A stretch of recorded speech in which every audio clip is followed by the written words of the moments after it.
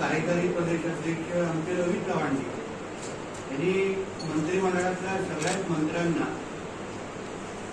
प्रत्येक महिन्यात 2 जिल्ह्याचा प्रवास हा आम्हाला नेमून दिलेला आहे आणि त्याप्रमाणे ह्या महिन्याच्या प्रवास धाराशिव आणि गडचिरोली हे दोन्ही जिल्हे माझ्याकडे दिले होते।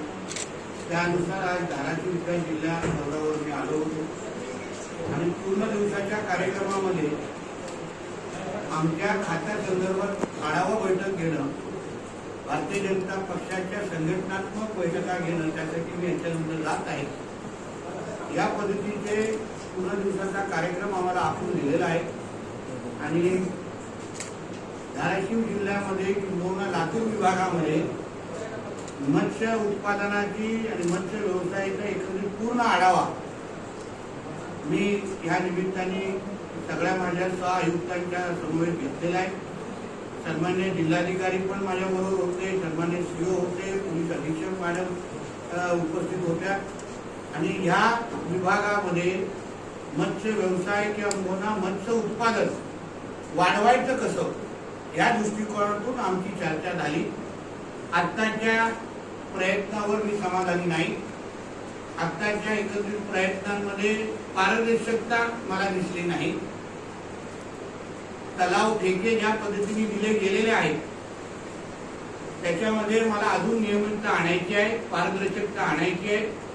तलाव ठेका एका मच्छीमार संस्थांच्या नावाने आहे, चालवणारा वेगळाच आहे, अशी उदाहरणं माझ्यासमोर आहेत।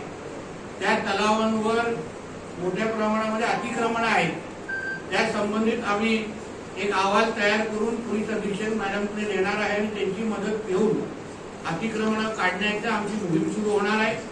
त्याचबरोबर त्या तलावांमध्ये साचलेला गाळ ज्याच्यामुळे मोठ्या प्रमाणामध्ये उत्पादनावर फटका बसतो, ह्या पूर्ण विभागावर मध्ये मत्स्य व्यवसायाच्या दृष्टिकोनातून खूप मोठी क्षमता आहे। आदरणीय मुख्यमंत्री देवेंद्र फडणवीस साहेबांची गोड्या पाण्याच्या या मासेमारीवर स्वतंत्र धोरण तयार करा किंवा ह्याचं उत्पादन वाढवा। उदाहरण देशाच्या या गोड्या पाण्याच्या मासेमारीमध्ये, तलावाच्या मासेमारीमध्ये आपण 16व्या क्रमांकावर आहोत महाराष्ट्र राज्य म्हणून। आंध्र आणि हे सगळे राज्य फार पुढे आहेत आणि म्हणून माझ्या खात्याच्या माध्यमातून या दृष्टिकोनातून प्रयत्न व्हावेत त्या बाबतीमध्ये मी माझ्या सगळ्याच सहआयुक्तांच्या बरोबर आणि अन्य अधिकाऱ्यांबरोबर अर्थात बैठक घेतलेली आहे। मला विश्वास आहे की आमच्या सगळ्यांची चर्चा झाल्यानंतर येणाऱ्या कालावधीमध्ये 500च्या पेक्षा जास्त तलाव, 500 पेक्षाही जास्त तलाव जे आपल्या या विभागामध्ये आहेत त्याच्यामध्ये उत्पादन निश्चित पद्धतीने वाढेल। खऱ्या अर्थाने मच्छीमारांमध्ये आर्थिक समृद्धी येईल। एक महत्वाचा निर्णय जो आमच्या फडणवीस साहेबांच्या सरकारने, महायुतीच्या सरकारने जो घेतलेला आहे तो म्हणजे मत्स्य व्यवसायाला कृषीचा दर्जा देणं आणि मग त्या दृष्टिकोनातून विविध योजना राबवणं। या मासेमारी करणाऱ्या लोकांना ज्या पद्धतीने आपण मराठवाड्यामध्ये या विभागामध्ये शेतकऱ्यांना जे लाभ देतो, विविध केंद्र सरकार, किसान क्रेडिट कार्ड, शेतकरी सन्मान, हे विविध ज्या काही योजनांचे लाभ देतो, त्यांना साधन समृद्धीमध्ये विविध पद्धतीने आपण सबसिडी देतो, विमा असो किंवा नुकसान भरपाई असो, या सगळ्या बाबतीमध्ये यापुढे त्यांनी मच्छीमारांना पण त्या निकषामध्ये बसवावं या दृष्टिकोनातून आमची चर्चा झाली। मला विश्वास आहे या बाबतीमध्ये उत्पादनामध्ये निश्चित पद्धतीने वाढ होईल आणि आपल्याला फरक दिसेल। धन्यवाद। धाराशिव जिल्ह्यामध्ये दौरे सुरुवात आहे किंवा समाज दर्शन केलेले आहे, आज आपण टीव्ही दर्शन दौऱ्याला सुरुवात केलेली आहे, आपण काय सांगते घातले टीव्ही दर्शन? देवीचे खरं म्हणजे तुम्ही आभार मानण्यासाठी आलेलो होते। देवीच्या आशीर्वादामुळे आज राज्यामध्ये हिंदुत्ववादी विचाराचं सरकार आहे। लोकसभेच्या निकालानंतर जे हिरवं संकट आमच्या राज्यावर येऊ पाहत होतं त्याला योग्य उत्तर देवीने आम्हाला आशीर्वाद देऊन एक भगवादारांचं सरकार या राज्यामध्ये आणलेलं आहे आणि त्यामुळे देवीचा आशीर्वाद घेण्यासाठी आणि प्रामुख्याने आभार मानण्यासाठी मी आलो. धाराशिव जिल्ह्यामध्ये आणि पूर्ण मध्यंतरी ती संस्था रजिस्टर करून त्या माध्यमातून संस्थांचं जाळं निर्माण करण्याचा त्याला स्थगिती केली महाराष्ट्रात. नाही, ती स्थगिती आम्ही उचलली, पण आता तो कोर्टामध्ये काही लोक गेलेली आहेत.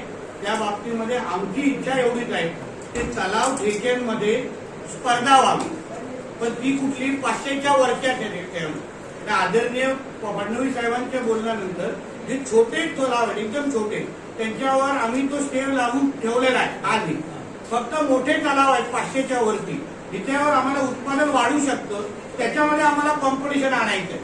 त्याच्यामध्ये आम्हाला विविध नाविन्यपूर्ण प्रयोग करायचे आहेत. त्याच्यामध्ये उत्पादन विविध माध्यमातून आपण कसे वाढवू शकतो यावर आम्हाला काम करायचं आहे.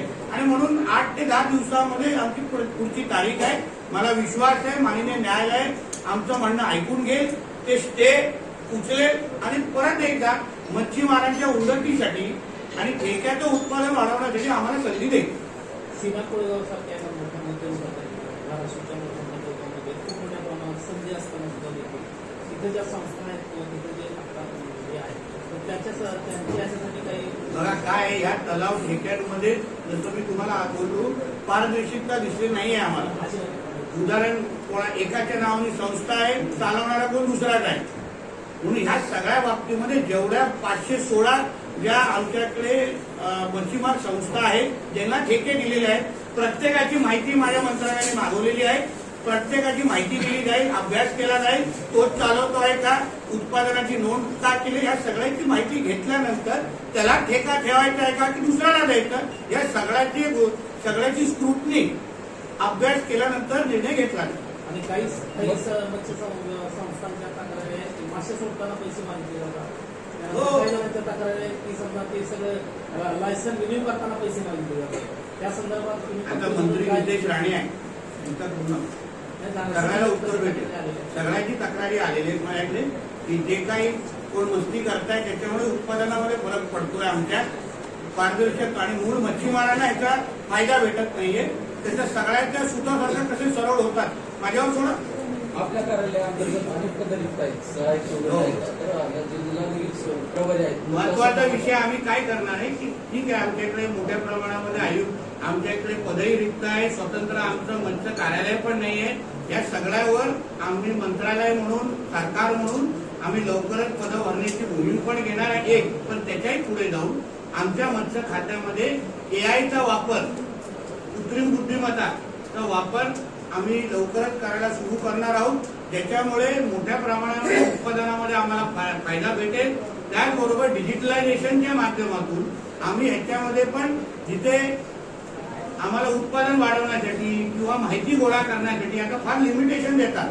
कारण का नेमकं एक संस्था ठेका घेतल्यानंतर ती त्या तलावामध्ये किती उत्पादन करतं ह्याची माहिती गोळा करण्याची यंत्रणा आमच्याकडे नाही आहेत मंत्रालयामुळे. ती आता ह्या AI च्या माध्यमातून आणि डिजिटलायझेशनच्या माध्यमातून आमच्याकडे माहिती आल्यानंतर आम्ही त्या पद्धतीने मदत करू. चला, थँक्यू. जय हिंद, जय महाराष्ट्र.